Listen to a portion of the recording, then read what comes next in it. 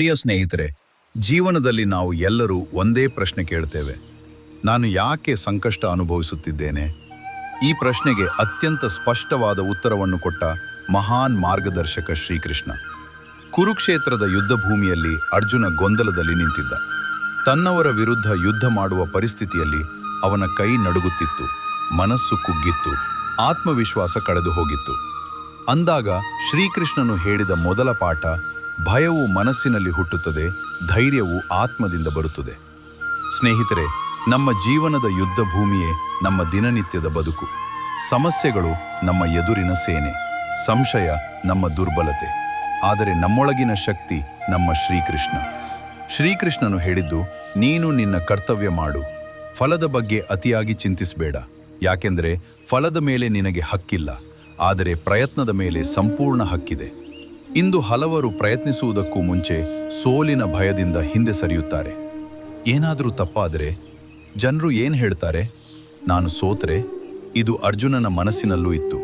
ಆದರೆ ಕೃಷ್ಣನು ಹೇಳಿದ, ಸೋಲು ಎನ್ನುವುದು ಪ್ರಯತ್ನ ನಿಲ್ಲಿಸಿದಾಗ ಮಾತ್ರ. ನೀವು ಒಂದು ವಿಷಯ ನೆನ್ಪಿಡಿ, ಶ್ರೀಕೃಷ್ಣನು ದೇವರು ಆಗಿದ್ದರೂ ತನ್ನ ಜೀವನದಲ್ಲೂ ಸಂಕಷ್ಟ ಅನುಭವಿಸಿದ. ಜೈಲಿನಲ್ಲಿ ಜನ್ಮ, ಶತ್ರುಗಳಿಂದ ಬೆನ್ನಟ್ಟಲ್ಪಟ್ಟ ಬಾಲ್ಯ, ನಿರಂತರ ಸವಾಲುಗಳು. ಆದರೂ ಆತನು ಎಂದಿಗೂ ದೂರು ಹೇಳಲಿಲ್ಲ.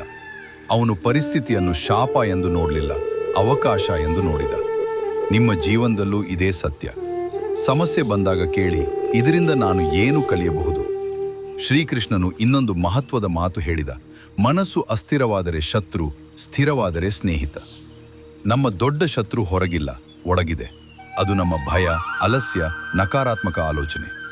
ನೀವು ಪ್ರತಿದಿನ ನಿಮ್ಮ ಮನಸ್ಸಿಗೆ ಒಳ್ಳೆಯ ಮಾತು ಹೇಳಿ, ನಾನು ಶಕ್ತಿವಂತನು, ನಾನು ಪ್ರಯತ್ನಿಸುತ್ತೇನೆ, ನಾನು ಮುಂದುವರಿಯುತ್ತೇನೆ. ಅರ್ಜುನನು ಕೇಳಿದ, ನನ್ನ ಮನಸ್ಸು ನಿಯಂತ್ರಣಕ್ಕೆ ಬರುವುದಿಲ್ಲ. ಕೃಷ್ಣನು ಉತ್ತರಿಸಿದ, ಅಭ್ಯಾಸ ಮತ್ತು ವೈರಾಗ್ಯದಿಂದ ಮನಸ್ಸು ನಿಯಂತ್ರಣಕ್ಕೆ ಬರುತ್ತದೆ.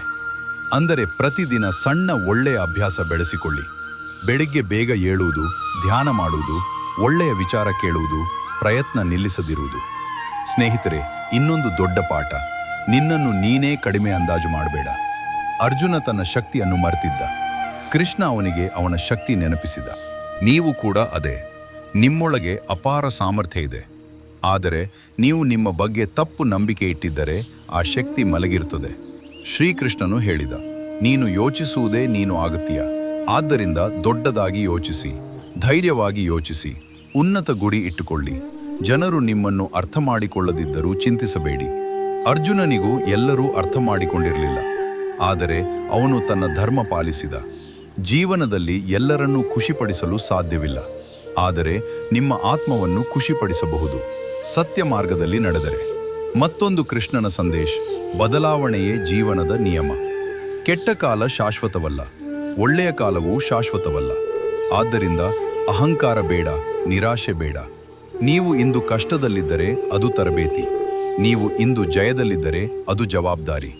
ಸ್ನೇಹಿತರೆ, ನಿಮ್ಮ ಜೀವನದ ರಥದ ಸಾರಥಿ ಯಾರು? ಭಯನ ಅಥವಾ ವಿಶ್ವಾಸನ?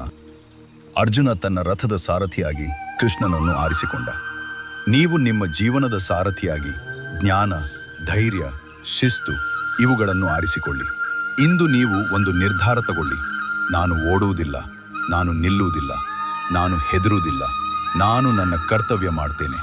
ಕೊನೆಗೆ ಕೃಷ್ಣನ ಅಮೂಲ್ಯ ವಾಕ್ಯ, ಯೋಗ ಕರ್ಮಸು ಕೌಶಲಂ, ಅಂದರೆ ಕೆಲಸವನ್ನು ಕೌಶಲ್ಯದಿಂದ, ಸಂಪೂರ್ಣ ಮನಸ್ಸಿನಿಂದ ಮಾಡುವುದು, ಅದೇ ಯೋಗ. ಯಾವ ಕೆಲಸವಾದರೂ ಸಣ್ಣದು ಅಲ್ಲ, ಅದನ್ನು ನೀವು ಮಾಡುವ ರೀತಿಯೇ ಅದನ್ನು ದೊಡ್ಡದಾಗಿಸುತ್ತದೆ. ಆದ್ದರಿಂದ ಇಂದಿನಿಂದ ಪೂರ್ಣ ಮನಸ್ಸಿನಿಂದ ಕೆಲಸ ಮಾಡಿ, ಪೂರ್ಣ ನಂಬಿಕೆಯಿಂದ ನಡೆದು, ಪೂರ್ಣ ಧೈರ್ಯದಿಂದ ಬದುಕಿ. ಶ್ರೀಕೃಷ್ಣನ ಆಶೀರ್ವಾದ ನಿಮ್ಮೊಂದಿಗೆ ಇರಲಿ. ನಿಮ್ಮ ಜೀವನ ವಿಜಯದ ದಾರಿಯಲ್ಲಿ ಸಾಗಲಿ. ಜೈ ಶ್ರೀಕೃಷ್ಣ. ಇದೇ ತರಹದ ಮೋಟಿವೇಶನಲ್ ವಿಡಿಯೋಸ್ಗಳಿಗಾಗಿ ಅಂಶ ಮಾರ್ಗದರ್ಶನ ಚಾನೆಲ್ ಅನ್ನು ಸಬ್ಸ್ಕ್ರೈಬ್ ಮಾಡಿ, ಸಪೋರ್ಟ್ ಮಾಡಿ.